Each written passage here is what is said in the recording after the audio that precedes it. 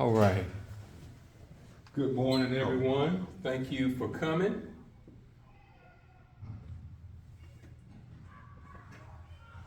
Everyone that's online, thank you for attending. Glad that you can witness, couldn't be here in person, but everyone that is able to attend, thank you very much.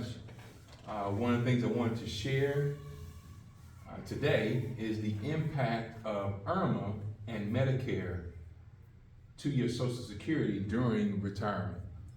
So a lot of people are not aware of what IRMAA is or how Medicare will affect your Social Security and how are these two related. So today I'm actually going to talk about that in a series of slides here to bring awareness and to stress the importance of how you prepare for retirement.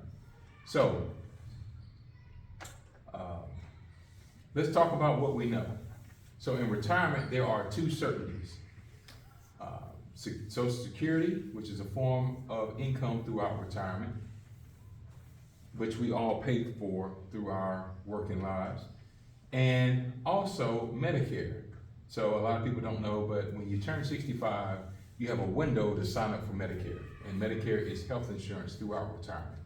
So it covers those needs that are outside of your standard employer healthcare plan. Now, the one thing about Medicare, Medicare needs to be planned for, especially if you're counting on your Social Security benefit. According to the most recent Medicare Board of Trustees report, Medicare costs are projected to inflate by 5.85% on average through 2028. Now, the 2019 Medical Board of Trustees report is being used as the trustees reported in 2020 and 2021. Due to COVID and changes to the program, the trustees believe that it is not possible to adjust the estimates accurately at this time. So of course, during COVID, millions of people were put out of work, which did not contribute to Medicare or Social Security. And unfortunately, a lot of people passed away, are no longer with us. And as a result, those people are not paying into Social Security or Medicare. So that's why they make this statement. Now, so you now know that your Social Security benefit is not going to be what you are told it is going to be with that financial plan you were given. The first reason is through taxation. And the second is through Medicare, which now is also mandatory by federal law. But what are those costs of Medicare? Here are those costs. Every category has increased in price since 2020. Part A is what we've all been paying for, or some of us are still paying for, through our working careers. Part B has gone up from $144.60 in 2020 to $164.90 currently right now in 2023. Part D has also increased from $70 in 2020 to $84.06 in 2023. Even the average annual cost per person and per couple has gone up. Average annual cost used to be around $4,000. Now that's going up to $52.41, and you see cost per couple is pretty much double. This is why Medicare needs to be planned for, especially if your Social Security benefit was discussed in any way. According to the most recent report, Medicare costs projected to inflate 5.85% on average through 2028. Right now, as you can see, the historic average of Medicare, looking at Part B, is 7.62%. Now, if we look at the projected rate, what they are projecting out beyond 2028 is 6.23%. So,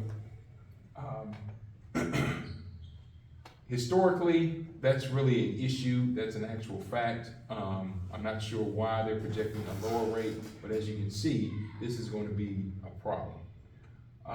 let's just look at the data actually provided by the federal government. And just to point out, all of this information comes from Medicare.gov and SocialSecurity.gov in this presentation. But in the terms of cost and what the projected rates of the cost will inflate for a 60-year-old couple residing in Arizona. So as of February, Arizona is the middle of the pack as far as cost. It is the 25th most least expensive state. So it's right in the middle to reside in when determining the national average Part D and GAP premiums. Okay, so please keep in mind the cost, again, is a state average, and like every state, there are Medicare Part B and GAP plans that may be much less expensive than the national average. That's why the key is to plan accordingly. But as you can see, 67-year-old, they retired 67 years old, they actually earn on the Medicare average and their plan until age 90. But from that period of time, from 67 to 90, they should expect to pay $766,681 in health costs throughout retirement.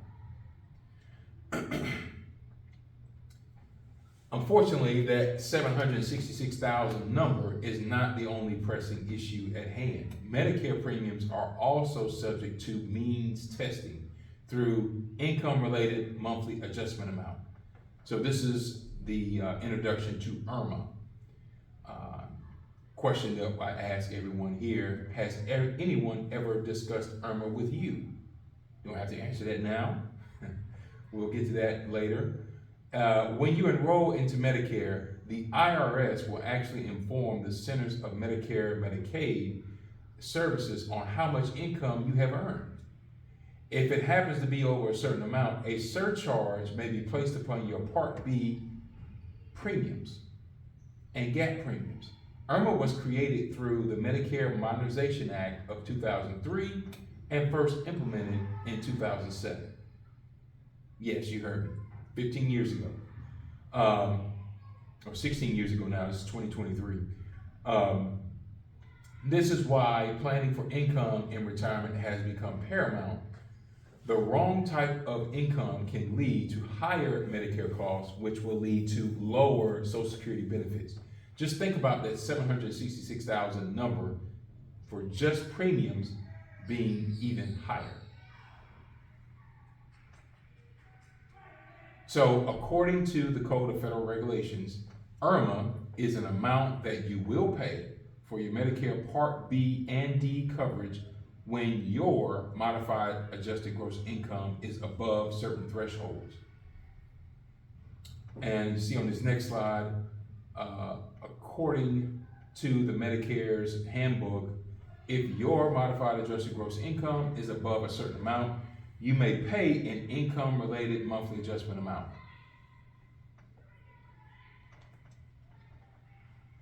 The IRS electronically provides the Social Security Administration with tax information to determine which enrollees must pay IRMAA. So IRMAA is for those who are enrolled into either Medicare Part B, Medicare Advantage Plan with prescription drug coverage, Medicare Advantage Plan without drug coverage, Medicare Prescription Drug Plan, and those who have modified adjusted gross income above threshold for their tax filing status. So, according to the Social Security's handbook, the definition of IRMAA income is adjusted gross income plus any tax exempt interest or everything on lines 2A and 11 of your 1040 for our tax professionals out there. In other words, in layman's terms, the types of income that count towards IRMAA. Any taxable Social Security benefit. Wages. Some of you guys are looking puzzled about wages, but you have some people who work ages 62 and beyond, right? So any wages that you earn counts towards IRMAA. Any pension income.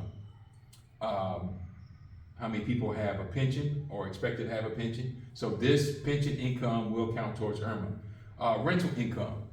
So, when I sit down and try and do retirement strategies with some people, some people laugh, say, well, real estate's gonna be my form of retirement. Well, rental income will become part of IRMAA. Also capital gains, whether you're buying and selling stocks or buying and selling real estate, that's gonna count towards IRMAA. Dividends. So here's the key, right? So some people do munis because those dividends grow tax-free. You need to put an asterisk because according to the IRS and Social Security, the dividends will start to count when you turn age 65. Any qualified annuities, traditional 401ks, IRAs, 403bs, 457bs, SEPs, and for my federal people that have TSPs, yes, TSP is a form of a 401k, so that will count as well. So let's look at an example of some of these brackets. When you look at the Medicare income brackets for 2023, just imagine here. So you got a person that's 55 years old today, and they are planning to retire at age 70 to maximize that Social Security benefit. They're putting 5% of their salary into a traditional 401k with a 3% match. I know for some people that are federal, they get a 5% match. Planning on receiving a 5% rate of return on their investments throughout their working years, and a 4% withdrawal, right? Currently earning $75,000 in wages with no annual increase in salary for the remainder of their life. So let's think about this. They already have saved a whopping $75,000 in their traditional 401k at 55. Granted, it would take them a long time to reach IRMAA, but what happens if they get a higher rate of return or they want to save more? What happens if Social Security COLA is higher than projected to be, or worse, what happens if the IRMAA brackets are decreased? Yes, IRMAA brackets were called to be decreased back in 2014 through the presidential budget and were meant to take effect actually in 2017. But one thing I want to point out here, if a couple is under this amount, then they're the ones that pay the standard. So these are what you call cliff brackets. Because if you're $1 over, you automatically fall into this category, which means your Part B goes up to $230 and your Part D goes up. Now, I know we all think we're all going to live forever, but that's not the case. So one thing to think about, what happens if one of our beloved spouse passes away? Who does this income go to? Well, it goes to the surviving spouse, correct? So if this goes to the surviving spouse, they're no longer a couple, you guessed it, that's right. They automatically fall into this bracket because now they're what? They're an individual. So now all of a sudden, they're paying this particular premium. And if they have Part D, that's right, Part D, they got this particular premium. So you see how this is becoming an issue, right? Okay, so looking at this again, just examining it, if you're just in that first bracket alone, your total cost for Medicare from 67 until 90, $921,000. Okay, if you fall in that second bracket, well, guess what? 1.1 million. Who's prepared to pay that? Show of hands.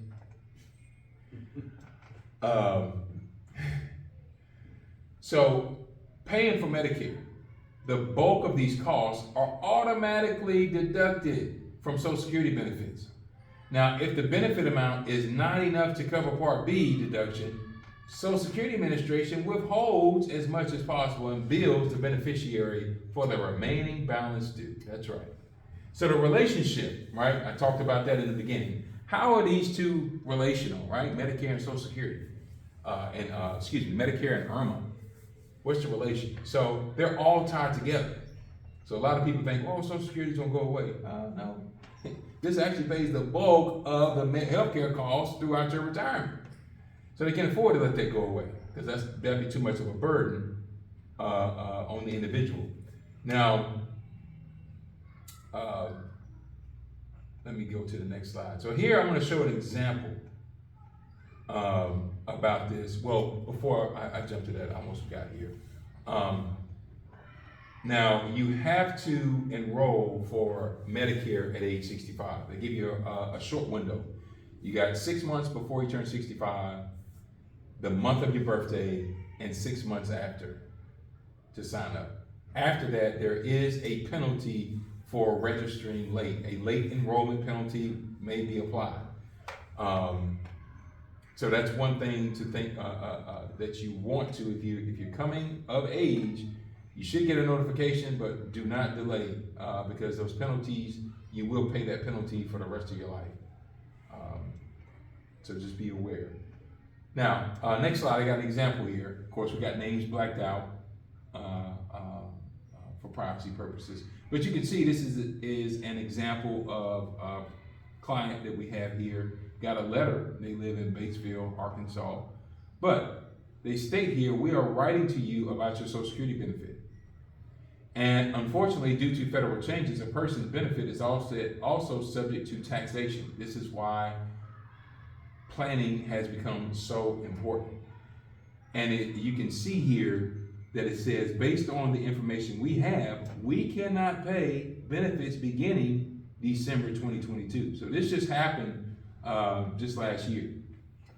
And they're showing them, your monthly medical premium is what? You guys remember this number from the previous slide? It's like the second highest. It's $527, right? And so we are stopping your monthly benefit, right? And then you caught the last part. We must bill you for that $1,300. Uncle Sam's gonna want his money, okay? That's why it's important planning, proper planning is in place. Now, this unique relationship between Social Security and Medicare. You can't have Social Security without Medicare, and Medicare happens to be automatically deducted from Social Security. What is also known is that Social Security benefits, COLA, is projected to be 2.4%, while Medicare is growing at just under 6%.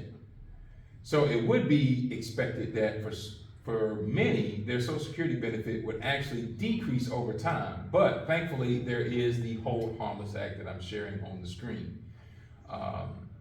So again, thankfully, no one can see a decrease in Social Security benefits due to Part B premium increases. But the issue just happens to be that no one's Social Security benefit will actually increase to keep up with inflation.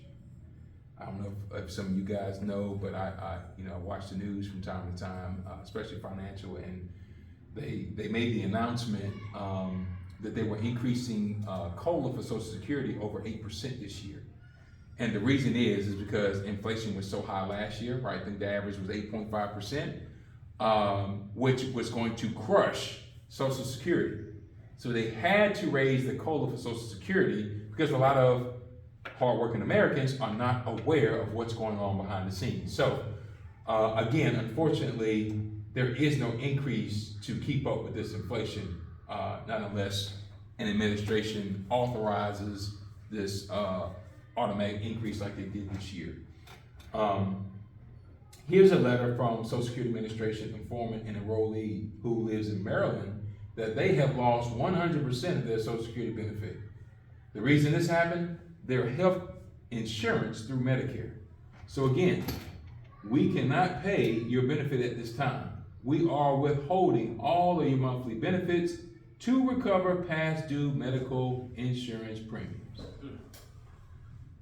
Yeah, tell me about it. So, in order to receive Social Security benefits, you must enroll in Medicare or forfeit all current, future, and past Social Security benefits.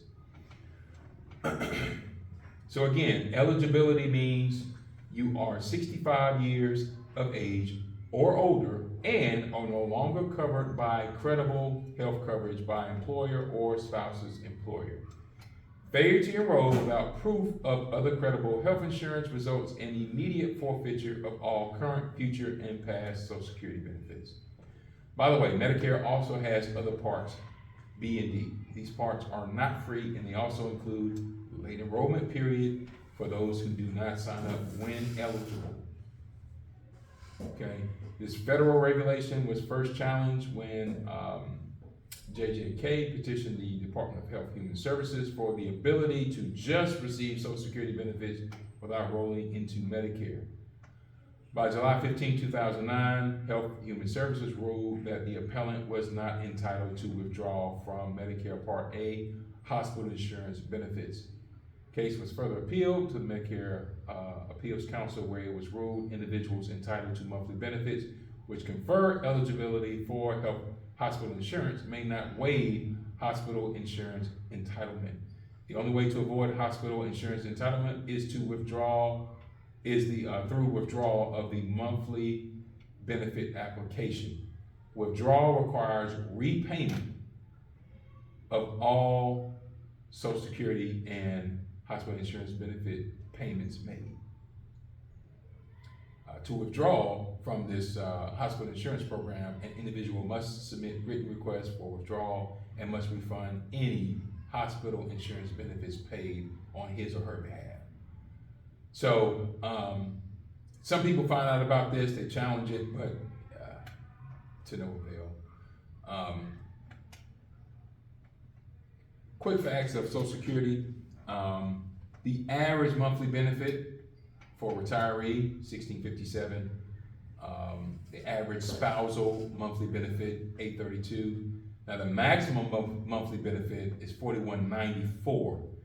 Me personally, the highest I've ever seen personally is $4,190, and that was from a young lady who's 75, actually just retired from the federal government in New York, from the FDA. She had the most I had personally seen with my eyes, but it was becoming an IRMAA issue. And this is the reason you have to plan properly and pack your bags properly. So when you unpack them for retirement, this won't be an issue. We'll get to that. Now, we talked about Medicare, let's talk about Social Security here.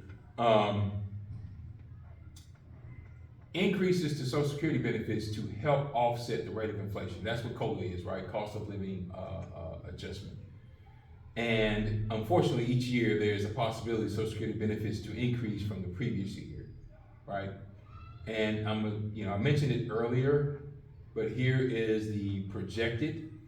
So currently, right now, like I mentioned, 8.7, and this is what they projected out earlier this year. But they just did a ruling in October. I think the benefit in January is going up to I think it's 3.3 or 4%. I gotta relook at that, but I know it's not going to be 2.4. But at least it's going to be slightly higher come January, but it's not going to be this 8.7. So a lot of people that are receiving benefits at a higher clip than they were, get ready for an adjustment, right? Because you're not going to be over 8, you're not going to be over 5. I'll tell you that. Now, unfortunately, due to federal changes, a person's benefit is also subject to taxation. This is another reason why planning has become so important. Strategizing for retirement. So remember the slide where Social Security has become at least part of every financial plan? Well, due to taxation, the amount that people believe they will get is not always what they will actually get. The tax brackets here, these are from 2022. So if you see this individual making this amount from Social Security, 2534, possible 50% tax. If you're over that amount or greater, right, 85% tax. Joint, right, married couples, looking at a possible tax here, and if it's over 44, possible tax here. So the relationship, again, between Social Security and Medicare. In order to receive Social Security benefits, you must accept Medicare Part A when eligible. And sir, what age was that? 65. That is correct. You were paying attention. The bulk of Medicare premiums are deducted automatically from any Social Security benefit being received. The average COLA, unfortunately, is 2.4. Medicare premiums inflating roughly 5.5, and that is through 2028. And of course, the 4 rules of retirement. You must enroll in Medicare to get Social Security. Your Medicare premiums are based on your income. So income-related monthly adjustment amount. How well did you save and where did you save, right? We're going to talk about that. Rule number 3, IRMAA income is more than you think. It really is, and we're going to actually touch on that in this next slide, next couple of slides. Rule number 4, your Medicare premiums will reduce your Social Security benefit. So a lot of people think that IRMAA probably affects only one demographic, right? But it actually affects everyone. And so I've got a couple of examples here that I'm going to share just to show the impact of how this will or could affect individuals preparing for retirement. So, show a visual on how one's Social Security benefit will be impacted by taxes. Here's a graph. So if we take an average person, this might be slightly above average, but making $75,000 a year throughout their entire working career, say for 35 years, they can expect to receive a benefit of about $31,000, right? And this is actually can be provided by the quick calculator I provided earlier. I didn't read it, but I know you guys saw it on the screen. I can go to the Social Security website and project that. But you also can see here in the blue line what their projected income will be. Now the purple line is their take-home benefit after taxes. They are projected to be in the 22% income tax bracket. 22, 25, no, I got 25 here on the screen. So after tax benefit, that's roughly probably around 26,000. We just say there. Now, you can see this in a lot of financial software, right? They might have the taxes, they might not. But the idea that you're getting this COLA and it's looking really good as what? As we're getting older. And that's what you want, right? To make more income. Because we're getting older, things can happen, right? Or inflation. But one thing that people don't know, Little Red Riding Hood, right? So here comes part B and D. That's a slightly higher curve. I don't know if you can tell that, but this red line represents this person's total cost of Medicare. Now the effect of that, you probably can't really tell it here, but on this next slide, that's the effect. So this green line is their Social Security benefit after taxes, after parts B and D. So unfortunately, what that feel good, that real feel good feeling they had, that feel good feeling, right, of the thoughts of retirement with this blue and purple line, had them pretty confident. But when you actually see the effect as they're getting older, this green line, the truth line, right, it's starting to bend towards their age, right? It's bending down, it's going the wrong way. But that's the effect of the total cost, right? As they continue living, eventually those lines look like they're going to meet.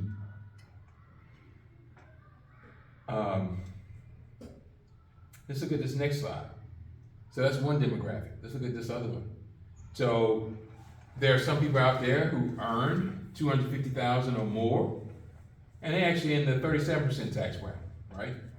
And as you can see with this blue line, their Social Security benefits right around $48,000, $49,000, and as you see this, it's got a steeper incline as they're getting older. They cross the 60 and 70,000 threshold and 80.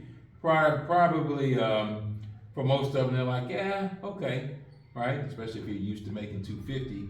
And then you're not really too happy about the taxes. It's like, well, it'll be something extra, but you're getting about 32, 33.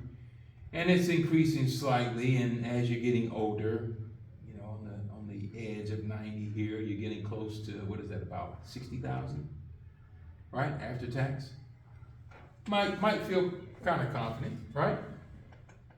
What is their cost for Medicare? Bam. It's a lot steeper curve than the previous person we looked at, right? Would you agree? So yeah, that's a steep hill, right? So this IRMAA cost and Medicare premiums, right? We're looking at down here at the bottom, B and D plus IRMAA. Whew. So again, this is all affected how they prepare for retirement. We're looking at all the rental income and all of these different things. It's actually affecting your pockets. And so now let's just see what the truth line says. What does the green line say about this, right? I had a thought pop in my head. It got me thinking about Sesame Street. What's his name? Grover. Or Oscar. What was it? Grover. And the trash can. Yeah, hey, bam. Woo. So now Oscar the Grouch. Oh yeah, Oscar the Grouch. There we go. He's trash can. Yes, sir. So here we go. So man, he always revels on somebody's demise, doesn't he? He always come out the trash can lid laughing. But boy, this ain't a laughing matter here. But if you see this, retiring at 67, and then all of a sudden at 73, 74, you paying premiums back to Medicare. And as you continue to age, we're paying premiums back to Medicare because the actual take home is not enough to cover the premium. So based on IRMAA, they're like, oh, you need to start paying. You need to pay back to Medicare. IRS done sent this information to who? Social Security Administration. So they already know how you develop income for retirement. And so now this is all being reported. So believe it or not, there are and will be people who enroll into Medicare, accept Social Security benefits, and find themselves in the position where their Social Security benefit may not meet their Medicare premium. And unfortunately, they have to write a check on a quarterly basis for that shortfall. Now, I don't know about you. I know you saw that some of these people had $527 premiums to pay that were charged per month. But if I had to pay that out of pocket, they're taking it monthly from Social Security, but they're making you pay out of pocket quarterly. I mean, I know it's the same amount, but I would rather pay $527 than $1,560 or $70 some odd dollars. I don't know about you, but yeah, that they're paying on a quarterly basis, this just don't make sense to me. But that's what they do. Now, here is they might think that's bad. Here is the worst case that I've actually seen. I'm actually helping a couple of doctors in Florida with the same situation. Got a stay-at-home spouse, right? Because it's a stay-at-home spouse, they look at the Social Security benefit for this particular person and say, you know what, instead of you receiving, 28, right? 56, they cut it in half. So they give half to the working spouse. And they say, we got to give half to your non-working spouse. She didn't work, or he didn't work. Unfortunately, the stay-at-home spouse, they get the benefit of half of their spouse's Social Security, but they each get hit with 100% of the IRMAA surcharges for each individual. Now, how fair is that? So they split the Social Security and then they just hammer it for each individual spouse. So therefore, you see the curve of this red line, like Red Riding Hood is like, that is high. That's even higher than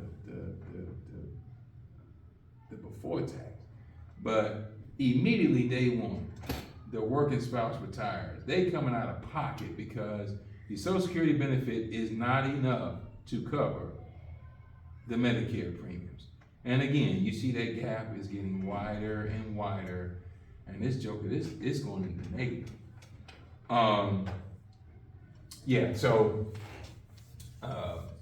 That is probably the worst case scenario that I've seen. Stay-at-home spouse, things are great, and as soon as the retirement comes, you got to pay up. And again, this was not planned for, so they're making adjustments right now, making adjustments on the fly. So at this particular point, This is information that everybody needs to know. For those of you that are here, we will continue because you are here. So, what's the, give you all this bad news, but what's the good news? So, I'm gonna get into the good news. For those that's online, thank you for participating. If you wanna know the rest, we will reach out to us and set an appointment. You can go to the website, www.abetter.lifefinancialgroup.com. You can reach out, go to the link in the bio. You can email, you can call, right? So, but at this point, thank you for joining us online, and we look forward to hearing from you to see how we can help you address these issues or avoid these issues with higher IRMAA taxes or higher Medicare premiums. Thank you.